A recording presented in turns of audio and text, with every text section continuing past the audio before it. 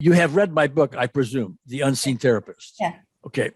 Now, I've revised that book from time to time. I have the latest one. Okay. All right. So have you read it once, twice? Where are you on all that? I've read it, the whole thing once, and then I've gone back and read sections over again. Okay. Now, the last part of that.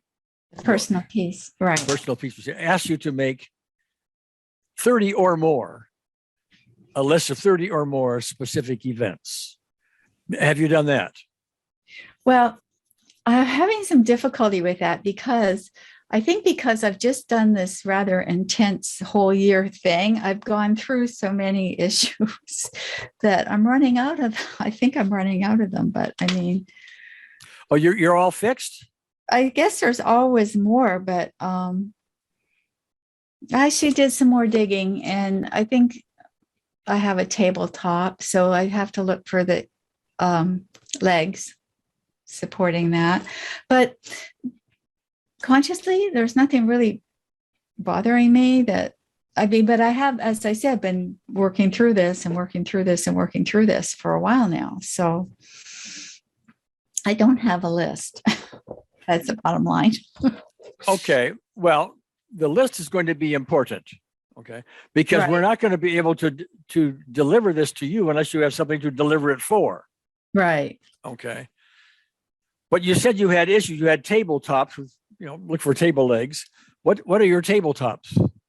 I think when I was thinking about this, I think that throughout my whole life has been fear, that there's been fear. Of? Which, of course, is not specific, but of just general fear. I mean,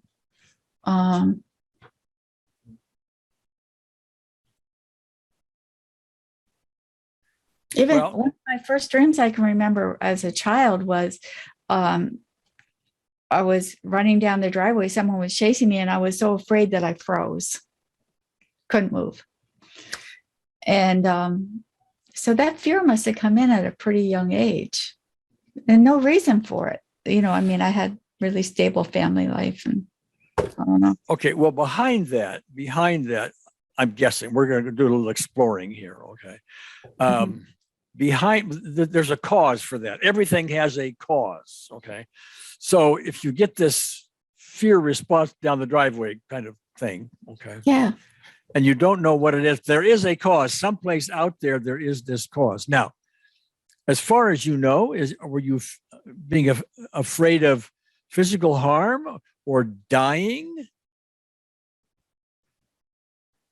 That's interesting. I think, I've been through cancer 3 times. So I think that fear of dying thing is very valid. But at that time, although maybe my mother scared the heck out of me, maybe because she was overprotective. I don't know. I'm making a little note here.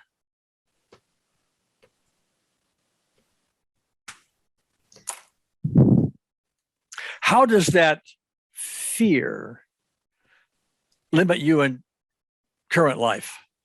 I think that it stops me from professionally from going out and offering my services.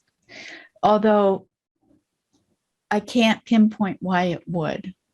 Maybe just lack of confidence. Maybe it's that. I don't know. Well, or possibly, and again, we're exploring. That's what I want to do with you is explore. Let me back up here a second. We're going to be here a while, so I hope you have some time. Yes, I do. Okay, because I want to be as thorough with you as I can. You. Okay, so you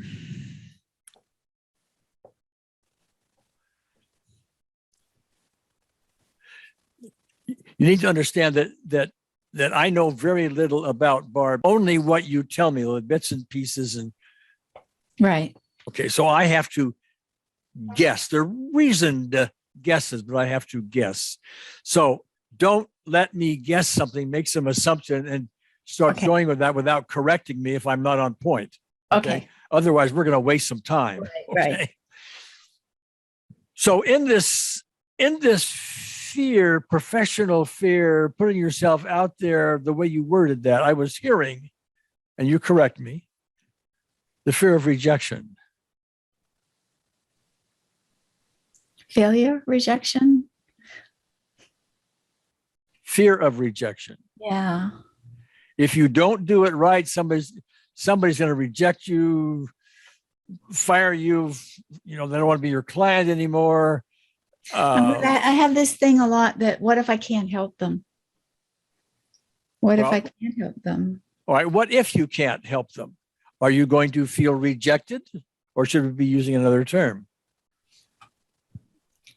Maybe useless. Useless? Is that a form of not good enough? Mm-hmm. Yeah. Let me. I flip-flop on it because I say to myself, okay, I'm going to do the best I can do with all integrity. And that is all I can ever do. Mm-hmm. So rationally, I see that, but yeah, see, I would still feel bad if I couldn't help them. Yeah, thank you for that. Thank you for that. One of the things I find with great regularity, almost 100%, okay, when we have emotional issues, they almost always don't line up with the rationale behind it. Logically, you shouldn't feel that way, but emotionally, you do. And you respond. Everybody does that. I do that. We all do that. Okay. So in one sense, if just to take fear of rejection, for example, just about everybody, nobody likes to be rejected. Okay. Right. There's different levels of that. Okay.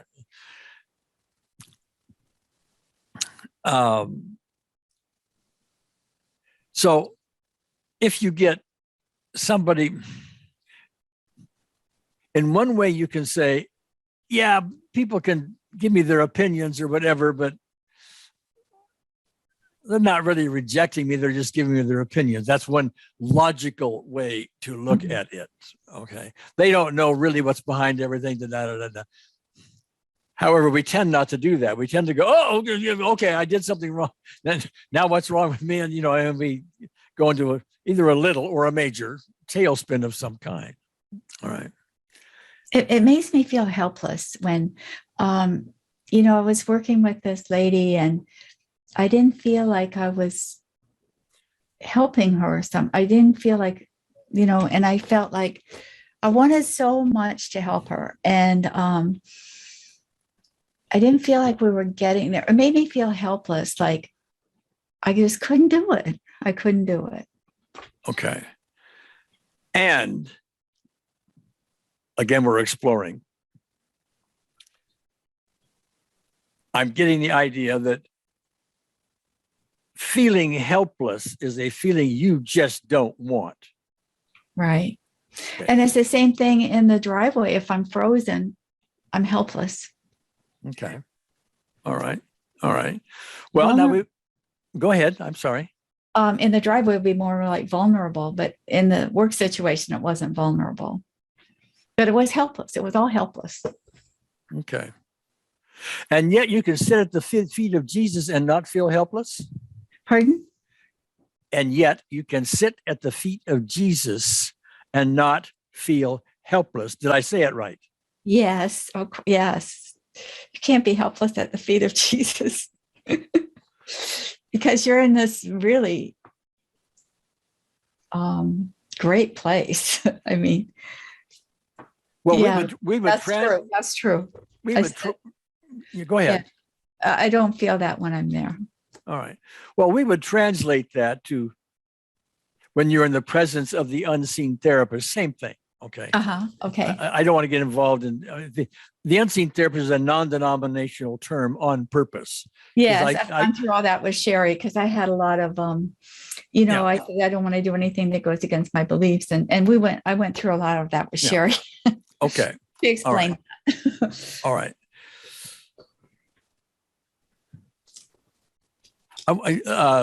Bear with me for a moment or two. I would like to do a little testing with you. Again, we're exploring, etc. Okay.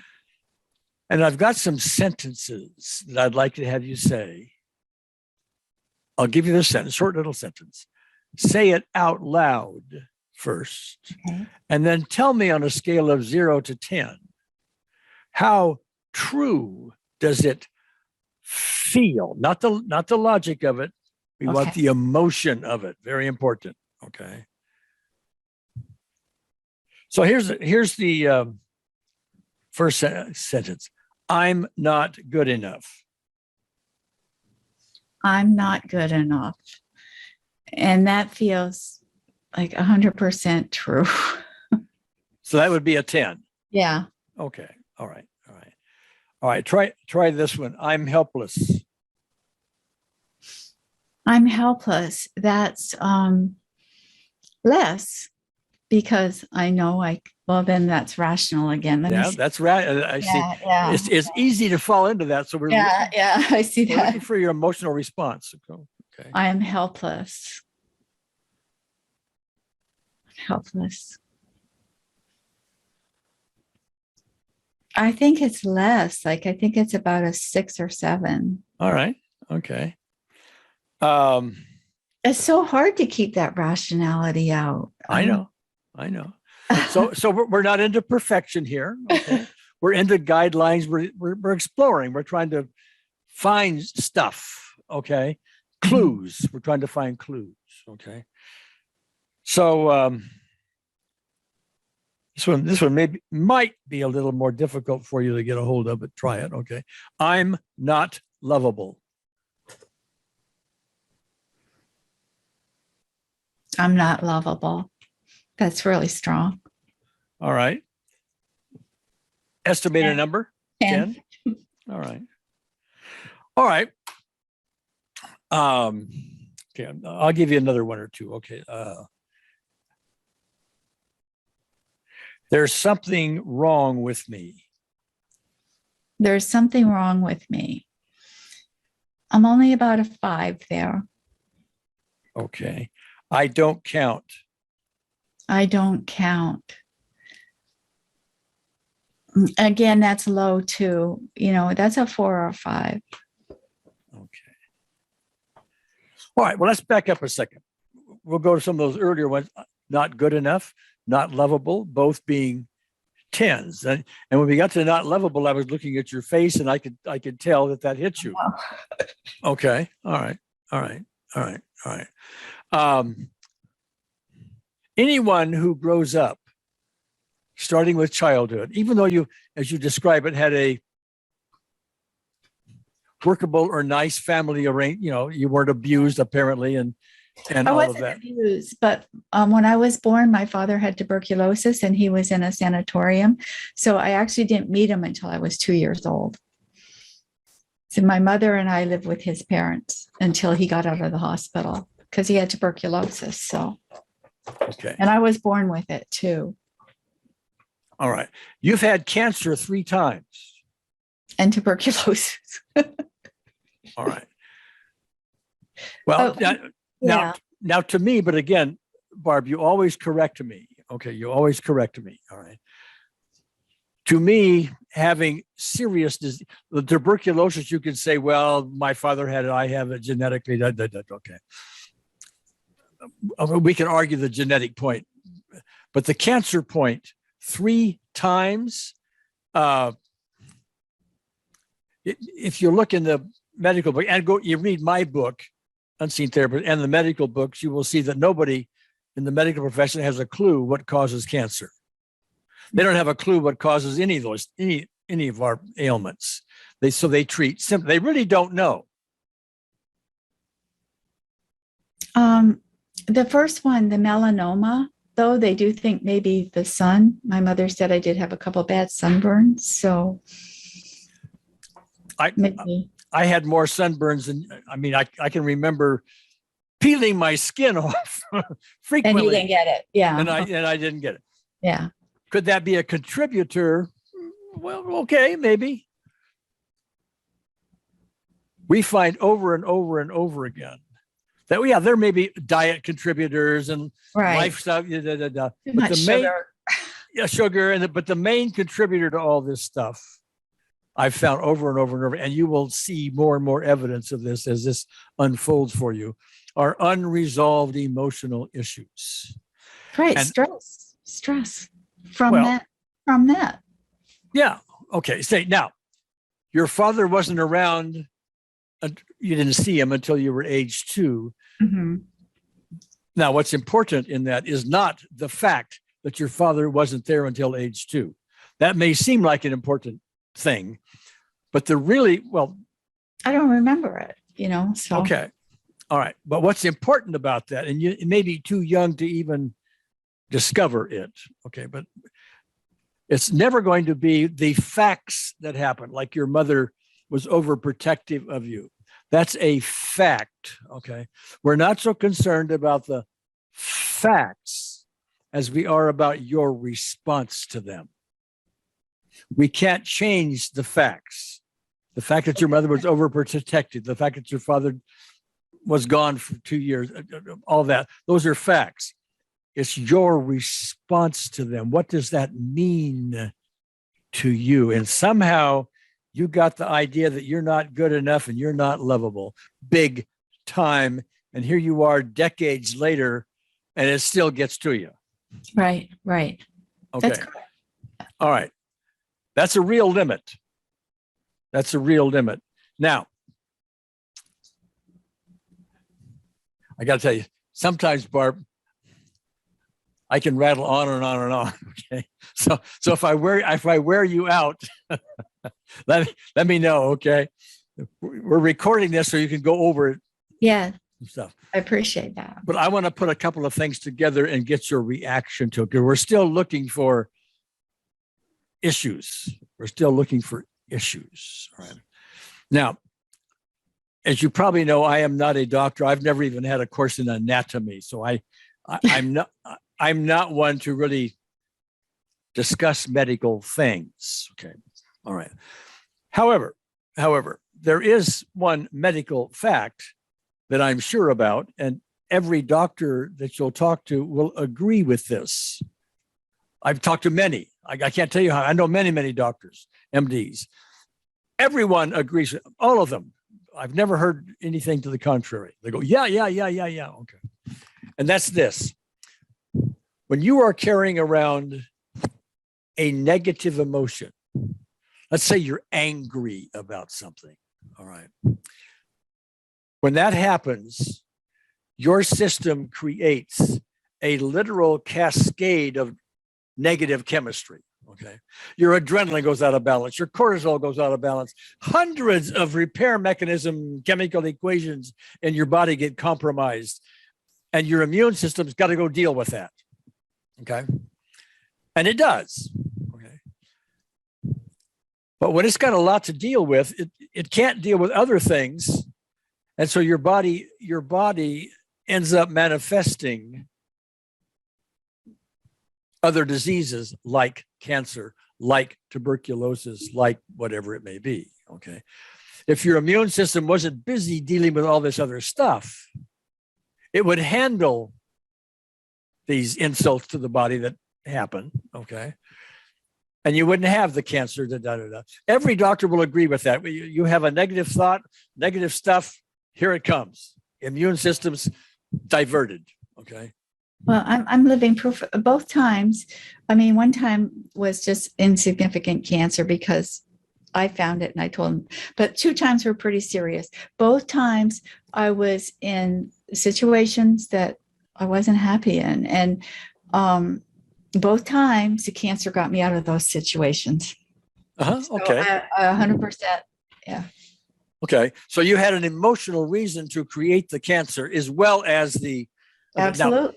Yeah. Okay. What I was going to put together there, though, was that if you're carrying around an I'm not lovable and I'm not good enough thing, okay, even though you're not consciously thinking about it all the time, it's still kicking around under the surface. There's something wrong with you. You're not lovable. Okay.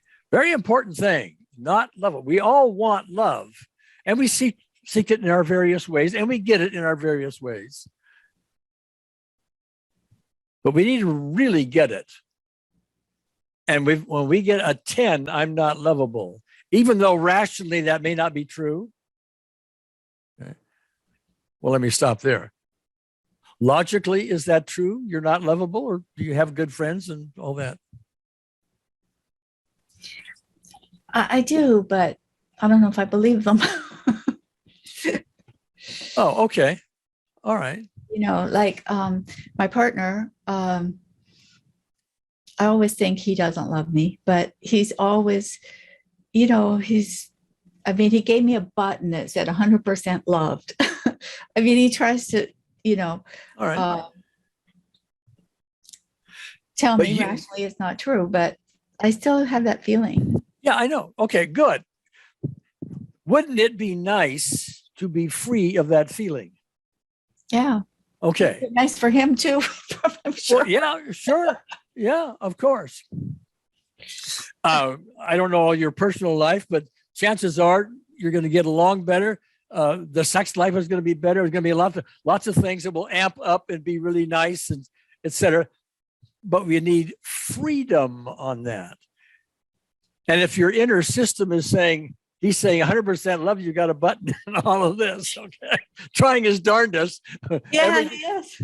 Every day is Valentine's Day, and you're saying, but I don't buy it. Right. That's it. You're in a prison.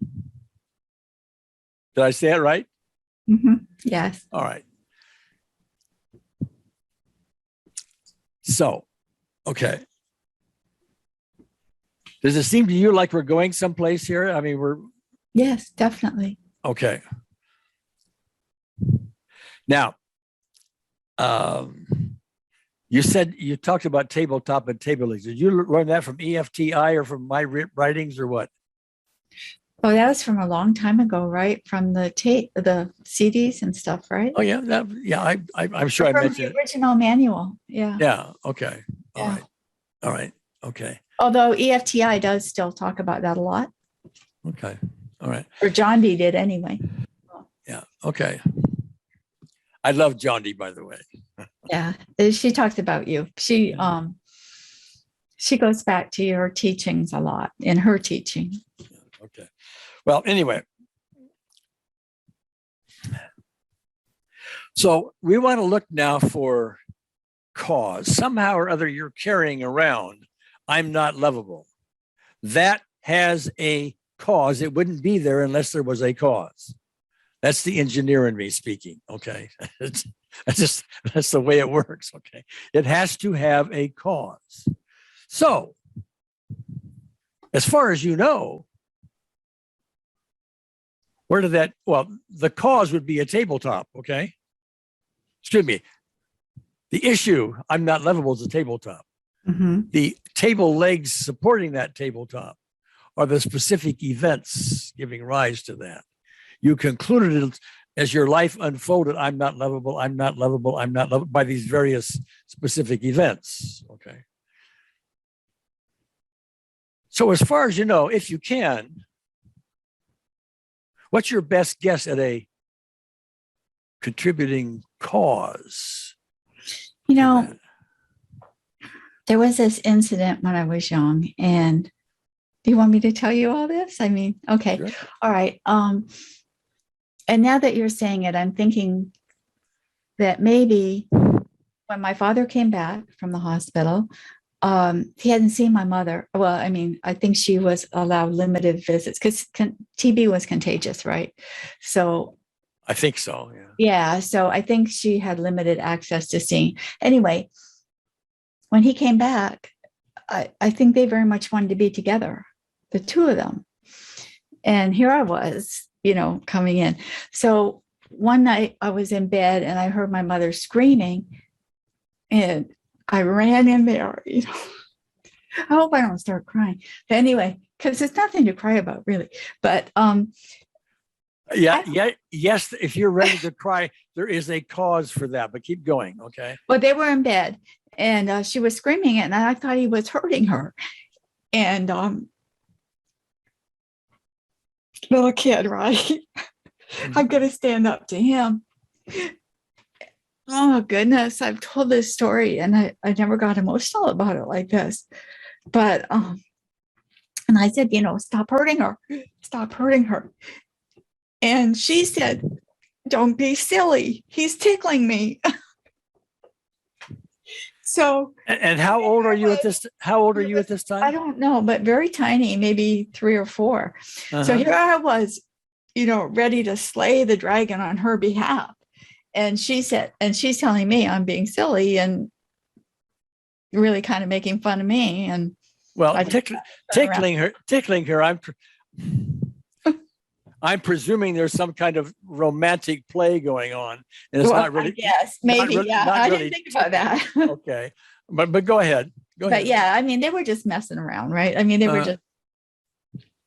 So, but it was the way she spoke to me, saying, don't be silly. That he would never hurt me. Whatever she said, that made me feel really humiliated, and I just. And so anyway, so what I did later through all this stuff I've done in the last year or two, I went back and I just rewrote the whole thing in my mind. And I said, okay, I walked in, I said that. And she turned to me and she said, thank you so much for sticking up for me. I really appreciate that you did that. And I rewrote it in my head. I just rewrote it. That's how I dealt with it. Yeah, when you really get into it, you cry. Yeah, and that's really surprising me because. Well, okay. The remote thing, this is my view. Now, again, you're always correcting me because I'm not you. All right. Mm-hmm. But rewriting stuff, nice thought. Well, can be useful. Coping, I guess, right? Coping. Well, I call it a Band-Aid or putting a coat of paint on it, or you're not really getting down to what's really there. Whitewash. Okay. Whitewash. Okay, that's another word. You're not getting down to what's real. See, a moment ago, I mean, you were ready to. Yeah, I was there. That's because you were tuning in beneath the whitewash. Okay. Yeah. And that's what we want to get. That's where the freedom really lies. Okay. We can do a whole bunch of cosmetic stuff, which I consider rewriting it to be. That doesn't mean doesn't have its use, but to me, rewriting it is just a hope that is probably give you a temporary Band-Aid. Okay. Mm-hmm. It's still kicking around under the surface. You are still not lovable. So now, when you come in and mother was being tickled, okay, and wasn't really in some kind of pain as you were presuming, and she says, don't be silly. You said the word was humiliated. I'm going to ask you to think back on that as best you can. It's a long time ago. I know. Yeah, I think I felt stupid. Did you feel not lovable?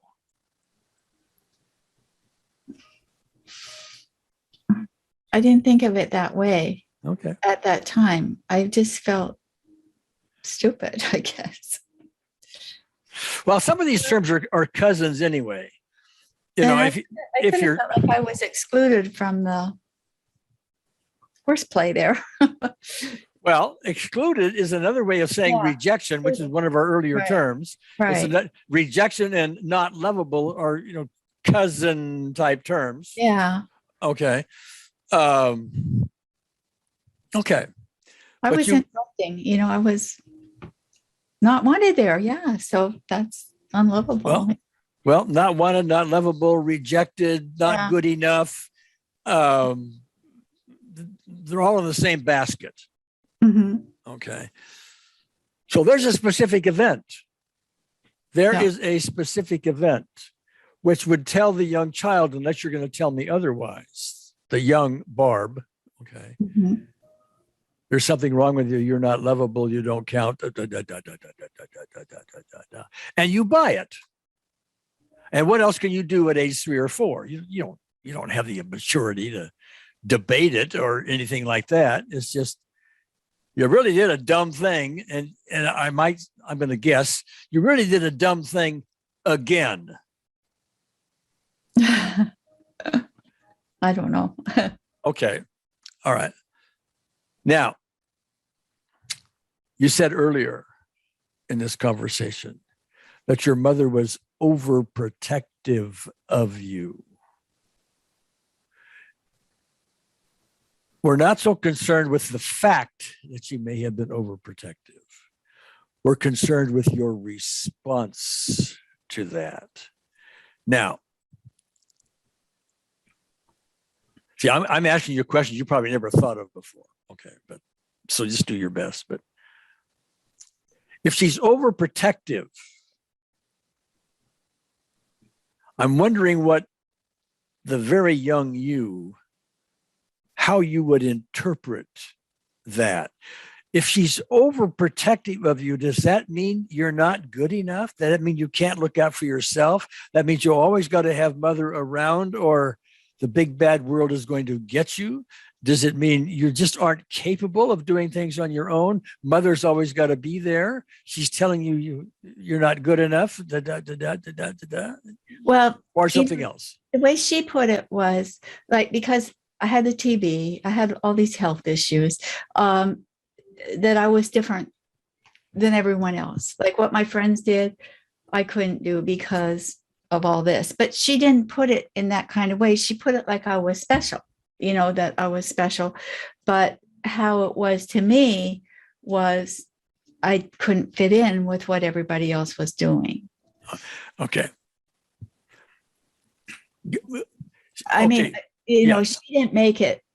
She didn't put it in a bad way, is what I'm trying to say. But okay. But to me, as a child, it was like, I can't go do this with my friends. I can't go do that. That's not special. That's okay. Again, very important. Very important. You get an A in class today, because what you just told me was that's your response to it, which is that we can change. We cannot change the fact your mother was overprotective. That's like trying to change a baseball score. Right. Okay. But your emotional response to it, primarily, your emotional response to it now, that we can change. And that's where the freedom lies. You had an emotional response back then. We can't change that either. Right. Of what it was when you were 3 or 4 years old, or 2, or all of that. Okay. But what it is today, and that's where the freedom comes. Okay, it's like if you were 5 years old and you were riding your bicycle and you fell off and skinned your knee. Okay, the chances are you would cry at the moment and have an issue about that and so on. But it doesn't hang around typically. Well, funny you said that one, because it did happen. I did fall off my bicycle, but I fell on the road and there was a car coming and I was terrified. So. Okay. Now, that's a specific event. Now, good. Okay. So, all right. I was guided to give you that little story, and oftentimes we'll find it right on. Okay. But anyway, so you fell off your bicycle in front of a car and you were terrified you were going to get hit. I was terrified that I would get hit. And then I was terrified I wouldn't get my bicycle off the road. My bicycle would get hit. And then I'd still be in trouble for getting the bike wrecked. But yeah, the whole thing. Yeah. And all of that can reduce down to, I'm not good enough. I did it wrong yet again, and all of that. The young child, what I'm hearing you say, makes that conclusion. Mm-hmm. So, tabletop, I'm not lovable, I don't count, all that stuff. Okay. Specific events, the car is one, don't be silly is another, and we can find other specific events as well, can we not? Yeah, but it's interesting you mentioned the bicycle. All right.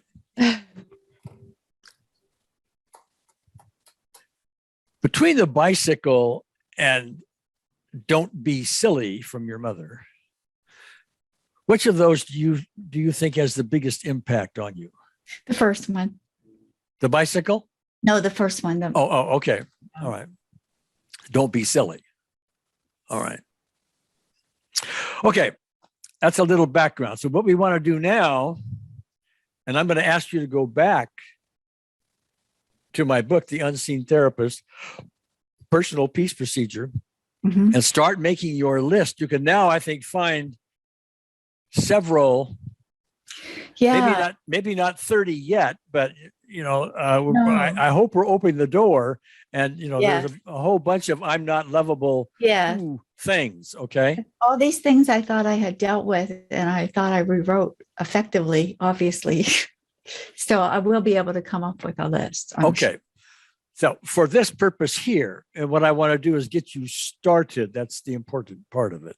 I want to do an unseen therapist session with you on the specific of the don't be silly specific event. Okay. But what we're going to need to do is practice this the way the book unfolds it for you. Now, in the personal peace procedure section, that last section in the book, there, if you recall it, there is a sentence in there that helps you form a specific event properly. Do you recall it? I don't think so, but I probably underlined it.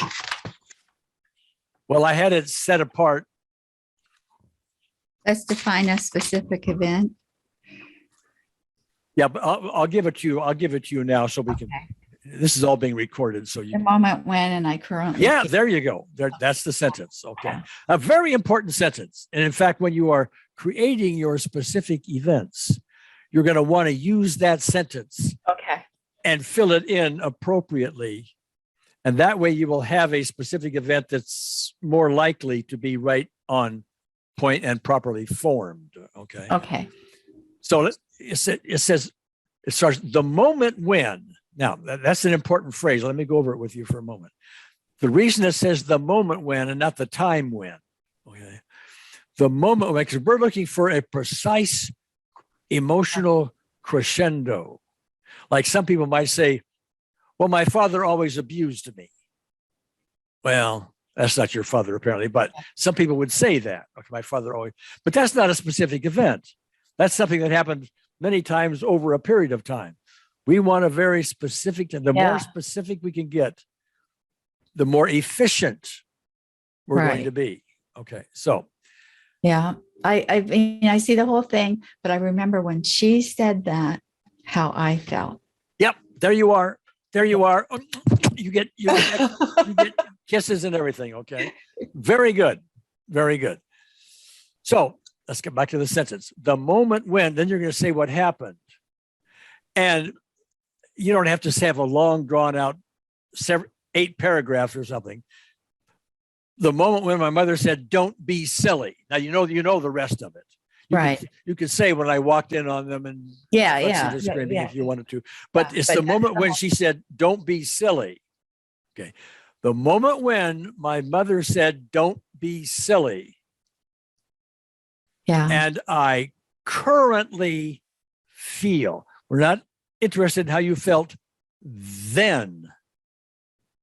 We're interested in how you feel now, as you recall it. I currently feel. Now they may be the same. They may be exactly the same. Okay. Yeah, it's worthless, and that's the same thing I have when I feel I'm not helping someone. I can't help someone. It's worthless. I said useless before, I think, but you said helpless. Helpless. It's more specifically worthless, I think. Okay. All right. Good. And see, the more you get into it, the more these things start to gel a bit. Okay. Yeah. So see, this is a skill you'll be developing. It's not the kind of thing we can just say, well, read this paragraph and you got it. Yeah, worthless and humiliated. Can I do both? Or, you can, but we'll discuss that for the moment. Okay, in a moment. Okay, but for the moment, worthless, because you said helpless before. Yeah. Okay. And humiliated is sort of a subset of worthless anyway. But right. Let's take worthless for the moment. Okay. So do this. Close your eyes now. Go back to that moment. She says, "Don't be silly." And tell me what, on a scale of 0 to 10, like 10. Okay. Well, no, you know what? I just was thinking, and this is such a terrible, I shouldn't even, I was thinking, you witch. I'm here to defend you. Yeah. Okay. Maybe I'm angry there now, right now. Okay. All right. Now see, Right you've now. got, Yeah. okay. And I am currently angry about it. Yeah. Okay. Now you may be angry because that gives you a worthless feeling. I mean, it's, that could be there. Okay. But you're currently angry about it. See how it's important?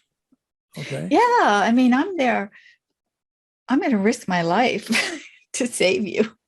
Yeah. And you discount it like that. That makes me pretty angry. Yeah. Well, let me get back to that word. You discount it like that.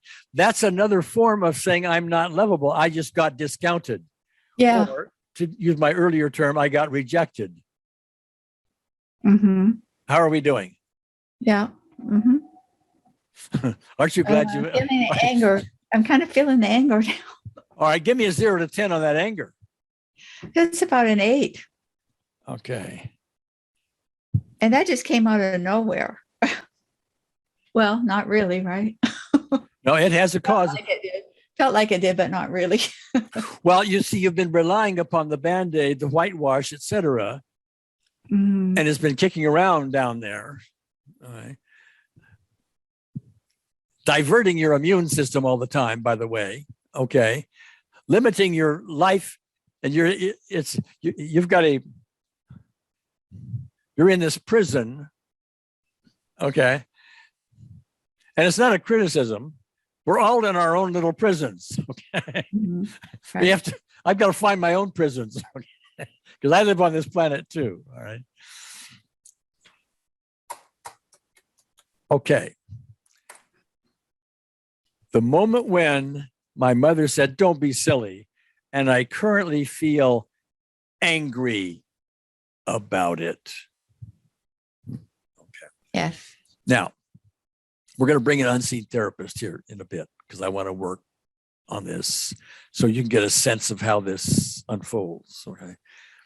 But I'm going to do a little something first. I assume you're familiar with the term reframing? Yes. Okay, well, okay. We're going to do a little reframing here for the moment. It's you've probably done this before in your own profession and all of that, but I have my own way of doing it, and it's the artistic part of this process. Okay. Okay. But I want to look at a possible reframe for one of these, for one thing. Okay. And you probably already have it, but here is your mother, having not seen your father for 2 years. Hormones being what they are, she was enjoying this tickling, if that's what you want to call it. Okay. I never thought about it any other way. That's interesting. Well, whatever it was, you interrupted her enjoyment. All right. Did I say it right? Yeah, but I never thought of it from her side. Well, that's I did. I interrupted her enjoyment. That's Well, that's part of our reframe. Now we want to take a look at. It's not your mother being mean. It's not your mother saying you're not lovable, or anything like that. Your interpretation might be that, but that's not what she's doing. You interrupted her enjoyment. She doesn't know. Well, you tell me. I mean, would she know what you're really feeling at the moment? Would she know that you were there to save her and all of that?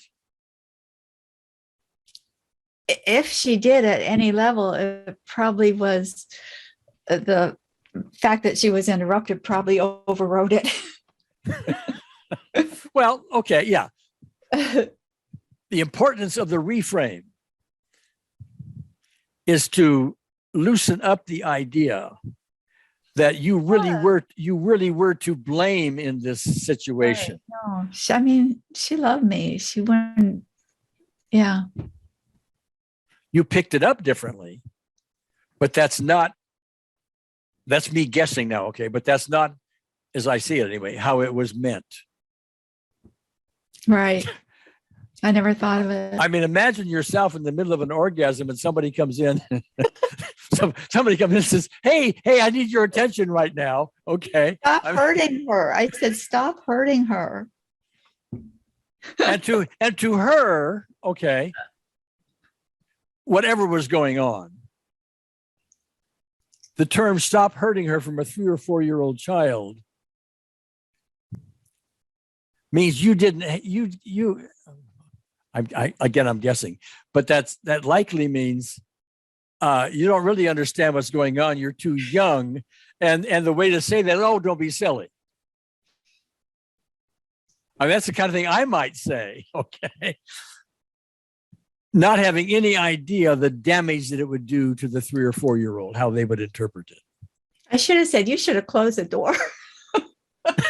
Well, yeah, but you don't know that.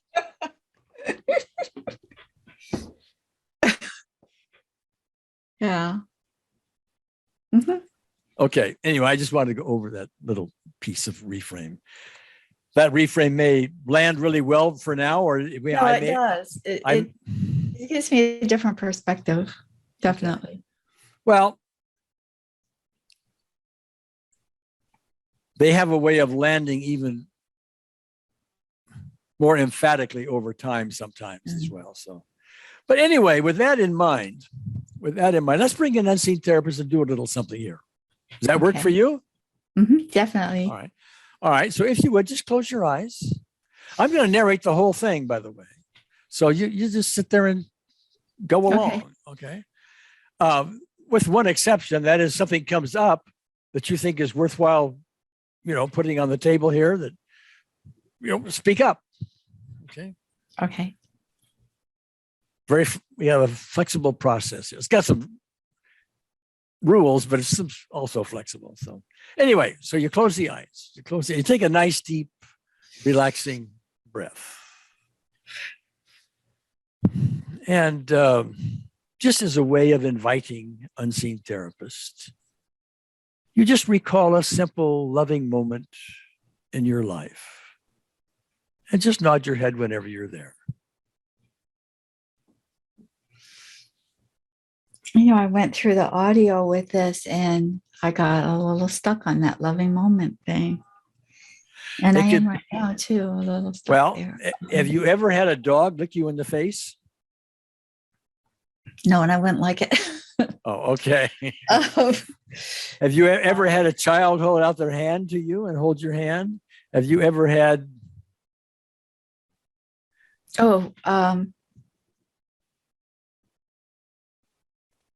Okay. Well, tell me what you got.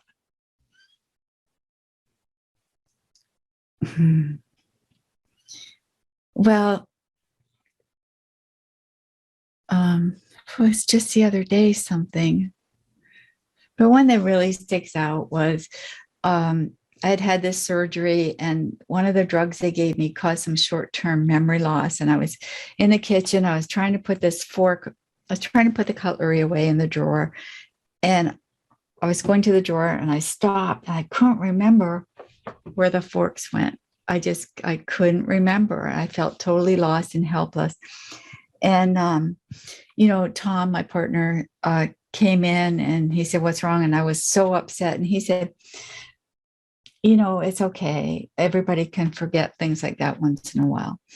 And I thought, what a kind way for him to excuse it and make me feel good. Okay. It struck me as so kind. Yeah, that's a loving moment. You could also pick out a loving moment from a TV program or a romance novel you've read or something. All you're trying to do here is just align yourself as best you can with the pure love of the unseen therapist. You're not there yet. I'm not there. She is. All right. So you're just saying, okay, doing my best. And she's listening all the time anyway, and also guiding all the time. We just aren't listening to her. But for the moment, what we're saying is we're going to align with you as best we can. A little loving moment. Okay. And we're listening. We're going to hand you something. Need a little help here. And we're listening. That's all that is. all that is. Some people want to make it a Hollywood moment or something, but no, no, you don't need to do that. No. So anyway, we've got that. That's fine. That's fine. So now let's shift your focus back to here you are, age 3, 4, something like that. You're in bed. You're hearing your mother screaming. You're interpreting that she's not enjoying herself. She's being somehow or other injured at the hands of your father. Well, I didn't know him. I mean, you know. Well, okay. It's somebody's hands anyway. Yeah. I mean, I didn't know him, I didn't know him well enough. I didn't know who this man was. Okay. All right. Well, there's some man. But anyway, you're interpreting your mother's scream. I mean, I knew it was my father, but I mean, I just didn't know him because I hadn't met him really, you know. All right. Well, the important thing here is that you are interpreting this as that your mother is in some kind of danger. Right. Okay. Right. And you, in a loving way, are going to go protect her. Okay. So you run in with words to that effect. And of course, your mother is, we're thinking, having a little enjoyment here. She's not a private moment, perhaps. We don't know for sure. Okay. But she's certainly not being attacked. Okay. And you come in saying something like, I'm here to save you. I forgot the words you used, but you come in with this, and she, quite understandably, I would think, found that amusing as she was interrupted from her enjoyment, and said something like, oh, don't be silly. And you, of course. She said, oh, don't be silly. He's not hurting me. Oh, don't be silly. He's not. Well, he even explained it to you. Okay. But you still interpreted it. And you took it on, as you're telling me, with anger. You felt worthless. You felt angry about it. That witch. Well, not then I didn't, but today. Today. Okay. Yeah. Right. Thank you. Correction. Yes. Okay. Then you had your feelings up, but now you think of that witch. I'm 3 or 4 years old. She could have done something better than that one. Okay. But then, we look at mother, she's probably in a compromised position somewhere or other. I'm sorry for laughing, but there is some comedy here. She probably was afraid that I was going to see too much or something, She probably was compromised. Well, okay. Well, adults do compromise things. That's what happens, okay? But close the door. Just come back to that. Close the door. Yeah, you witch. Okay. All right. Close the door. But let's think about this for the moment. Here we are in this moment, and you've used several words: humiliated, worthless, close the door, da-da-da-da-da. You are then, in a way, blaming her because you're feeling bad. You are angry about it. To an 8, at least as you described it earlier. Okay. Now. So I have a question. So that's now. I'm going with now, not then, right? Yes. Or both, or no, right. You're going with now. that. You're going with that which we can change, which is how you feel about it now. Okay. All right. So I still have some worthless now too. That anger just came in like a little lightning bolt, but I think really it's still worthless. All right. Good feedback. So there you are. Some anger, although I gather the anger seems to be fading. Would I be correct? Mm-hmm. Okay. But a worthless feeling. We're going to represent that metaphorically for the unseen therapist. And we're going to represent that. This is something that's written in the book and so on, as an unwanted vibration somewhere in your body. Could be the heart, the stomach, the head, wherever you choose. Ta-ta, ta-ta, ta-ta, ta-ta, ta-ta. Okay. It's imaginary. You don't have to actually create a vibration. It's just an imaginary. thing that you do, a metaphor to give her. Okay? That represents this worthless and angry feeling, that emotional response, which is limiting you even to this day from that one event that has never been resolved. So you hand it to unseen therapists, and in your imagination, you allow unseen therapists to send a cooling, healing, loving breeze from her to you, enters your body where the vibration is. And the vibration just can't survive in all that love, that understanding. See, it's understanding. Love, yes, yes, yes, yes. It's also unseen therapists understand. The young child cannot. Okay. And the adult understands academically, but the adult is still reacting to all of this in a way that limits her, you. So this understanding love comes to this vibration, and the vibration goes ta-ta, ta-ta, ta-ta, ta-ta, ta-ta, ta-ta, ta-ta, ta-ta, ta-ta, ta-ta. Now let's go through that one more time. There you are. Oh, don't be silly. He's not hurting me. And here comes the anger, what's left of it, the worthlessness, ta-ta, ta-ta, ta-ta, ta-ta, ta-ta. The cooling breeze, the healing, understanding, loving breeze, ta-ta, ta-ta, ta-ta, ta-ta, which may be reinterpreted as let go, let go, let go, let go. Now, in your own imagination, take your time. We have all the time you want. Take your time and repeat that. Ta-ta, ta-ta, ta-ta, being all the worthless emotion, what your mother said and everything. The cooling breeze, ta-ta, ta-ta, ta-ta, ta-ta, let go, let go. Do that a time or two or three or more if you wish, until you've gone as far as you can go. There are no grades for this. Whatever happens, happens. And when you're done, just open your eyes and we'll talk.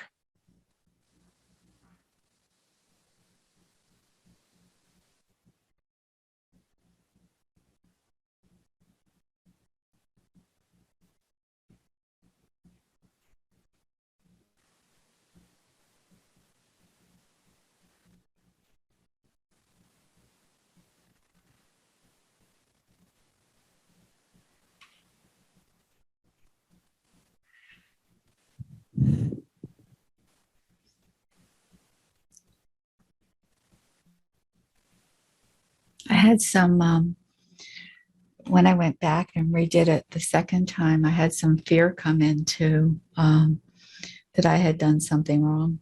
Mm-hmm. Okay.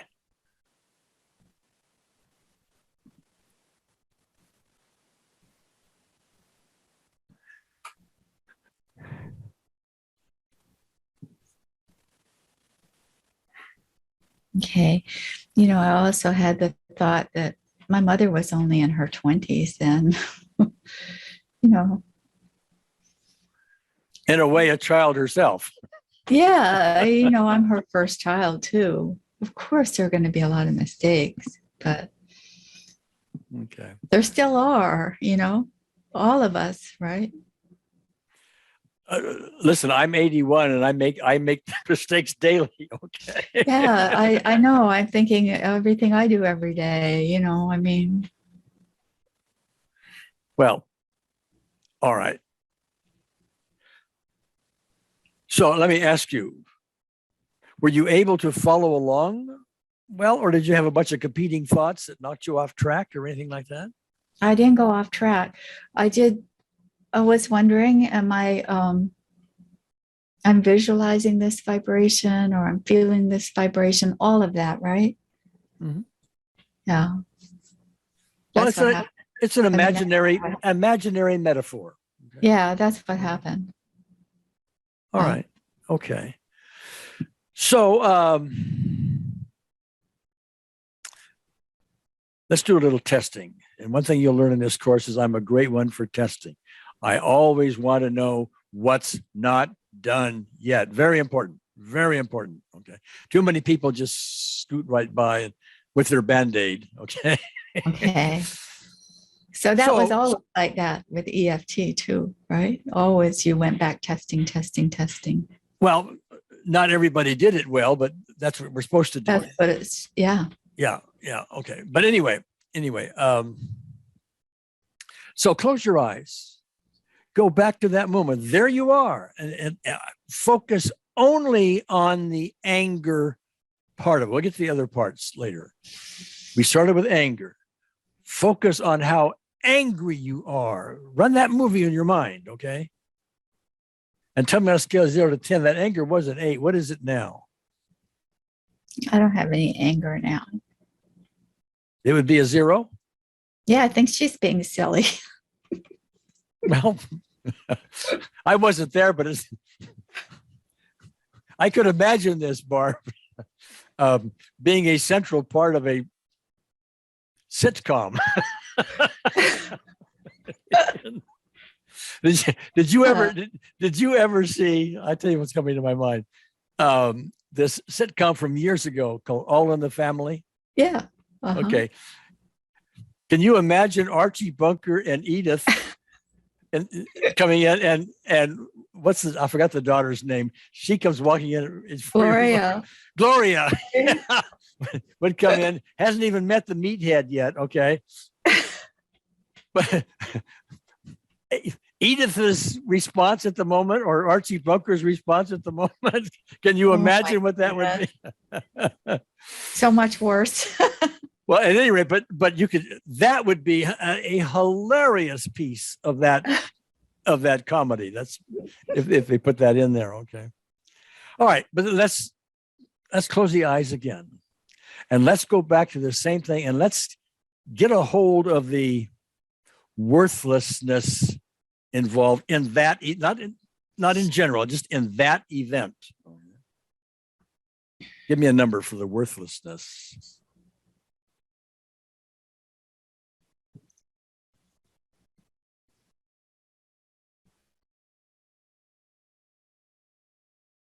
I don't feel it because I feel like I did the right thing. I was there for the right reason. Okay. All right. Let's do another round as well. Eyes closed, go back. And now, although we didn't really address directly the fear of having done something wrong, I want to know what your reaction to that fear is. 0 to 10. Fear is.